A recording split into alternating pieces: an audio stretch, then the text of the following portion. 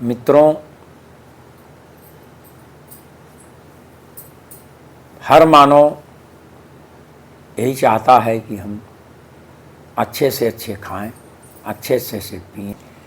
मित्रों, सारे लोग अच्छे सुखों की आकांक्षा करते हैं, अच्छी चीज़ों को चाहते हैं, लेकिन जो है उनकी महत्वाकांक्षा नित पर दिन बढ़ती ही जाती है।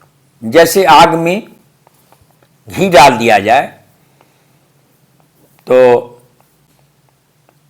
आग धधकती ही जाती है, उसी प्रकार से यह है, माया रूपी आग धधकती जाती है और उसमें उनको मिलता जाता है, मिलता जाता है, नहीं मिलता है, मिलता जाता है, ऐसे चलता रहता है। लेकिन उनको आत्मसंतोष नहीं हुआ आज तक, वह दुखी ही रहते हैं। किसी से भी पूछा जाए जो अच्छा धन कमा लिए हैं, अच्छा पद पा लिए हैं, अच्छी प्रतिष्ठा पा लिए हैं, उनको भी संघर्ष करना पड़ रहा है, क्योंकि संघर्ष छूटता नहीं है। क्योंकि जैसे जैसे आदमी तरक्की करता है वैसे वैसे उसको उसका संघर्ष और बढ़ता जाता है। तो उनमें वही असंतोष, वही दुख। तो कबीरदास जी कहते हैं, लिखे हैं कि अरे करने वाले मनुष्य, तुम कुछ नहीं करते, तुम अपने आप को ही नहीं जाने। तो ऊपर ऊपर तुम कर रहे हो तो क्या तुम्हें कभी सुख मिल सकता है? तो कबीरदास जी लिखते हैं कि तन धर सुखिया को न देखा, जो देखा वह दुखिया रे। तन धर सुखिया को न देखा, जो देखा सो दुखिया रे। इतना नहीं, उन्होंने कहा कबीरदास जी कि उदय अस्त की बात कहत हूं, उदय अस्त की बात कहत हूं और सबका किया विवेकारे। माने जब से यह संसार उदय हुआ है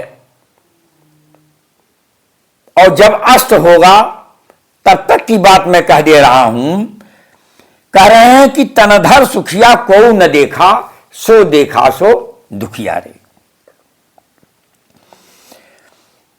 एक आचरज दुख के कारण, एक आचरज है, कबीरदास जी कहते हैं, एक अचरज मैंने देखा दुख के कारण, गर्भ में माया त्यागी, गर्भ में ही माया त्याग दिया उन्होंने। वह कौन थे? और घाटा घाटा सब जग दुखिया। जह देखो तहे घाटा, उसका मुनाफा नहीं है।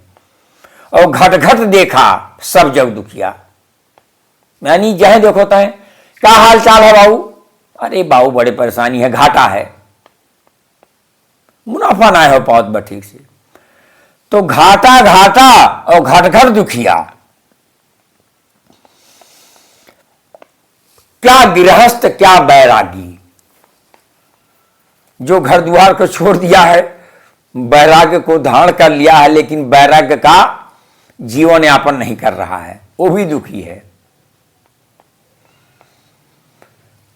और गृहस्थ तो दुखी है ही है।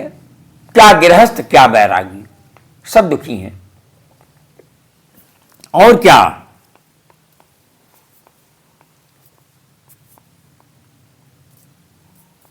साच कहूं तो कोई न माने। कबीरदास जी कह रहे हैं कि अगर सही बात मैं कहता हूं तो कोई मानने वाला नहीं है, और झूठ कहा नहीं जाए रे, उनका झूठ कह भी नहीं सकता हूं।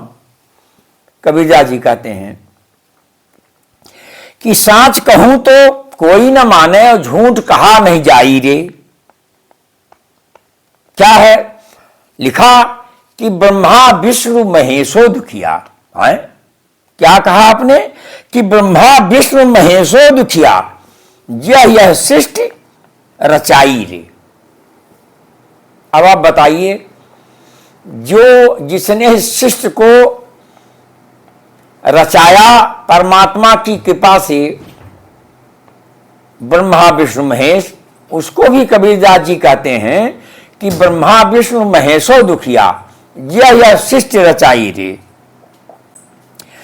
और योगी दुखिया, योगी दुखिया जंगम दुखिया तपसी को दुख दूना रे।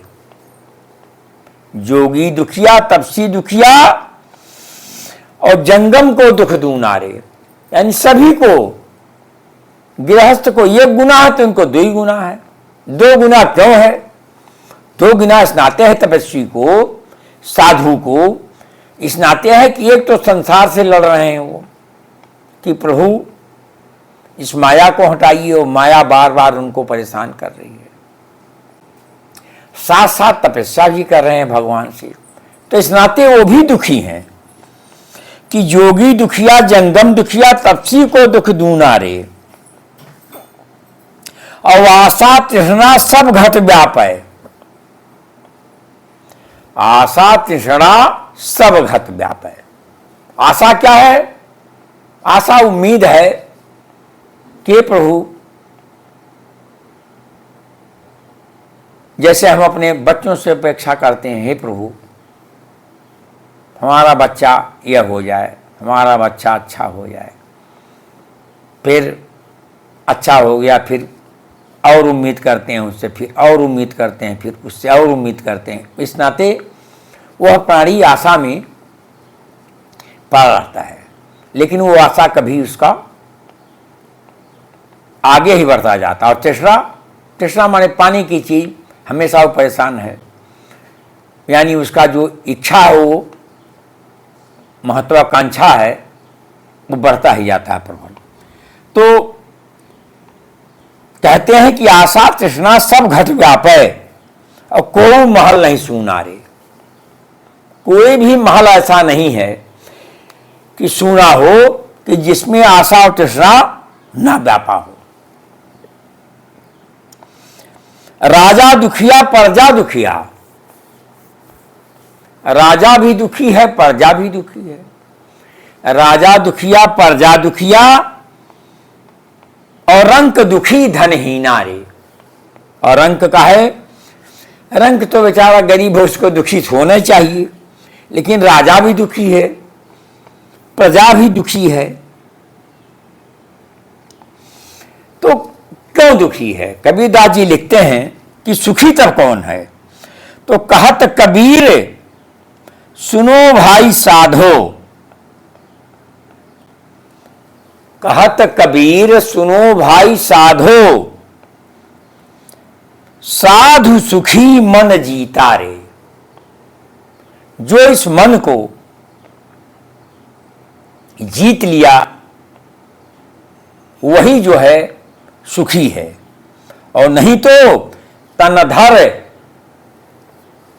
तनधर सुखिया को न देखा, यानी जो शरीर धारण कर लिए हैं को न देखा, जो देखा सो दुखिया रे। क्योंकि कबीरदास जी का एक एक भजन है कि सब दुखी ही हैं। तो दुखी इस नाते हैं कि अपने जो मन को बार बार तरह तरह की चीज़ों में लगाते हैं, मन और माया जो काल की जो दो महाशक्तियां हैं, ये बार बार मनुष्य को बार बार परेशान करती हैं। लेकिन बार बार परेशान जरूर करती हैं, लेकिन हमारे जितने भी सत्पुरुष महापुरुष हैं वो आपको सही रास्ता देते हैं कि आप अपने आपको एक संतोषप्रद जिंदगी जीते हुए और दूसरों की भलाई करते हुए आप इस संसार सागर से यदि जाना चाहते हो तो अच्छा काम करो, क्योंकि गोधन बजधन गोधन गजधन बाज धन और रतन धन खान, और जब आवे संतोष धन सब धन। तो संतोष प्रवृत्त अपने आप को सेटिस्फाई आप जब हो पाओगे जब आप स्वाध्याय करोगे। स्वाध्याय ही मनुष्य को सेटिस्फाई करता है, और इस प्रकार से अपने जीवन को आप सुखी बनावें कि उस संसार में कोई भी आदमी, यह जान लीजिए कि कोई आदमी सुखी नहीं है। यह आप बहुत महत्वपूर्ण बात मैं बता रहा हूँ आपसे, इस संसार में कोई भी आदमी सुखी नहीं है। सुखी वही है जिसके अंदर त्याग की भावना है, भलाई करने की भावना है, वही आत्मिक रूप से अंदर से सुखी है। नहीं तो उसका जीवन ऐसे ही आग में, जैसे आग होती है ना, आग उसकी जलती रहती है और आग में जल जल करके ऐसे धीरे धीरे करके वह अपने जीवन को बर्बाद करके और संसार सागर से कब चला जाता है कोई पता नहीं। अंधा आया, अंधा चला गया, उसको कुछ नहीं पता हुआ कि हमने क्या किया। अंत में उसका जीवन बर्बाद हो गया और पता ये चलता है कि जो बहुत ज़्यादा ऐश्वर्य धन मान सम्मान करके गया, उसके 2-3 पीढ़ियों के बाद अगर उन बच्चों से 2-3 पीढ़ियों के बाद के बच्चों से पूछा जाए कि तुम्हारे आजा बाबा दादा का क्या नाम था, वो नाम भी नहीं बता सकते थे, न नाम बता पाएंगे। इस तरीके से है। तो ये जीवन, ऐसा जीवन हम क्यों जिए? हमें ऐसा जीवन जिए कि जिससे हमारी नाम हो।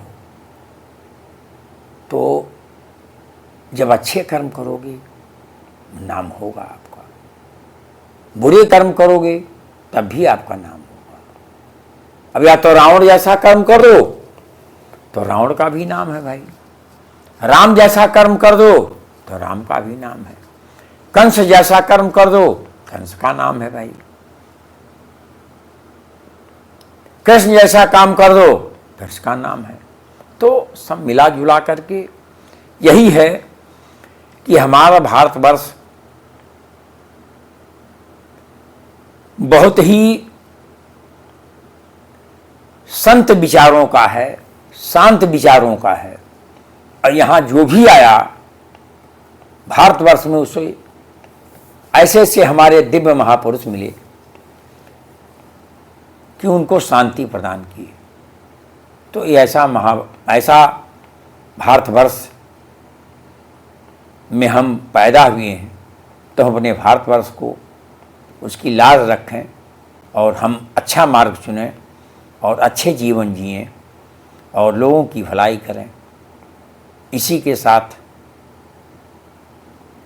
मैं भगवान से प्रार्थना करता हूँ कि आप सब लोग सुखी और समृद्धशाली रहें और अपने जीवन को सफल बनावें और हर प्रकार से सुखी रहें। इसी के साथ हम अपनी वाणी को विराम देते हैं। बहुत बहुत धन्यवाद।